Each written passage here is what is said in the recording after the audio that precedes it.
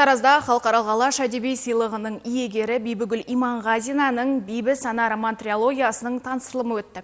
Шығарманың мақсаты қазақ әдебиетіндегі заманауи әйел бейнесінің көркемдік моделін көрсету, жазушы шығармашылығындағы рухани адамгершілікті құндылықтарды насихаттау, қоғамның рухани өміріндегі әйел тұлғасының орны мен рөлін дәріптеу.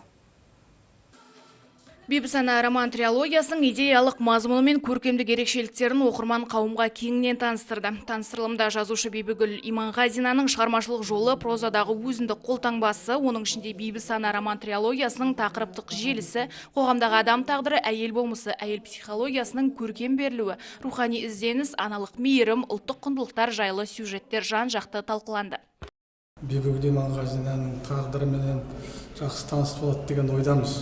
Енді осындай ерлік тауқымет туралы роман жазған Бибігүлдің еңбегі ісі бүкіл қазақ халқына өнеге деп ойлаймыз.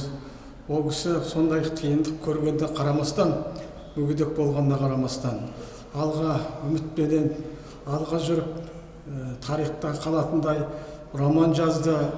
Қатысушылар «Бибі сана» роман трилогиясының бүгінгі әдеби кеңістіктегі маңыздылығына тоқталып, шығарманың ұлттық руханиятқа қосатын үлесін атап өтті. Шара әдебиетті, рухани тәрбие мен мәдени мұраны насихаттау бағытындағы жұмысқа жаңа серпін берді.